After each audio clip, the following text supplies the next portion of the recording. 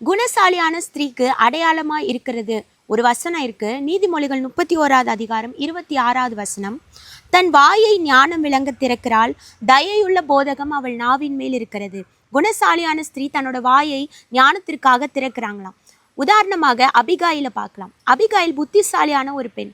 ஆனா அவளோட கணவனாயிருந்த நாபால் துர்க்குணமுள்ள முரட்டுத்தனமான ஒரு மனுஷன். இந்த முரட்டுத்தனமான மனுஷனை கொல்லணும்னு சொல்லி தேவனுக்கு பயந்த ராஜா, தேவனால் அபிஷேகம் பண்ணப்பட்ட தாவீது ராஜா முயற்சி செய்கிறார். அப்போ இந்த அபிகாயில் என்ன பண்ணுறாங்க அப்படின்னா, ஓடி போய் தாவீது ராஜா கிட்ட அவங்க சொல்கிறாங்க, இந்த மனுஷனை கொண்டு ரத்த பலியை நீங்கள் வாங்கி கொள்ளாதீங்க, பலிக்கு பலி வாங்கக்கூடாது அப்படின்னு சொல்லி தேவன் தாவீது ராஜாவுக்கு சொன்ன வாக்குத்தத்தங்களை எல்லாம் அவங்க சொல்கிறாங்க, ஞாபகப்படுத்துகிறாங்க. அது மட்டும் இல்லை, இப்படிப்பட்ட குற்றத்தை ஒரு அபிஷேகம் பண்ணப்பட்ட ஒரு ராஜா, கர்த்தருக்கு பயந்த ஒரு ராஜா செஞ்சிடக்கூடாதே அப்படின்றதுல அவங்க ரொம்ப கவனமாக தீவிரமாக அவங்க செயல்படுறதை நம்ம பார்க்கிறோம். அதே போல தாவீது ராஜாவை தடை செய்கிறாங்க. தாவீது ராஜா அவர் சொல்றாரு, கர்த்தர் தான் உன்னை என்கிட்ட அனுப்புனாரு, இல்லைன்னா நான் இந்த குற்றத்தை செஞ்சிருப்பேன், நீ என்ன தடை செய்து விட்டாய் அப்படின்னு சொல்லி நன்றி சொல்றதை பார்க்கிறோம்.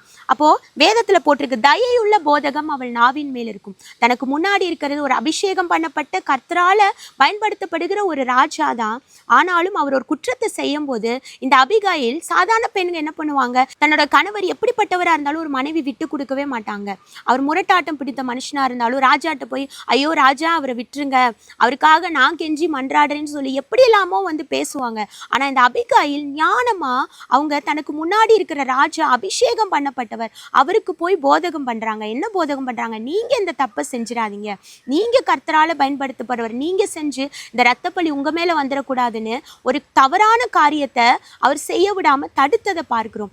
இதுதான் குணசாலியான ஸ்திரீக்கான அடையாளம். இப்படிப்பட்ட ஸ்திரீயா நம்மளும் இருக்கணும் அப்படின்னு சொல்லி தேவன் விரும்புகிறார். ஒரு குணசாலியான பெண் இருந்தா அந்த தேசமே காக்கப்படும். அதற்கு உதாரணமாக தாவீது ராஜாவுடைய சம்பவம். தாவீது ராஜா அன்னைக்கு அந்த தப்பு செஞ்சிருந்தார் அப்படின்னா ஒருவேளை கர்த்தரோட அபிஷேகத்தை இழந்து போயிருக்கலாம். ஆனா அந்த அபிஷேகம் கூட காக்கப்பட்டிருக்கிறதுக்கு காரணம் இந்த அபிகாயின்ற ஒரு பெண்ணுடைய ஞானமான அந்த பேச்சு. இன்னைக்கு நம்மளும் ஞானமா நம்ம இருந்தோம்னா நம்ம குடும்பம் மட்டும் இல்ல, தேசமும் காக்கப்படும். God bless you.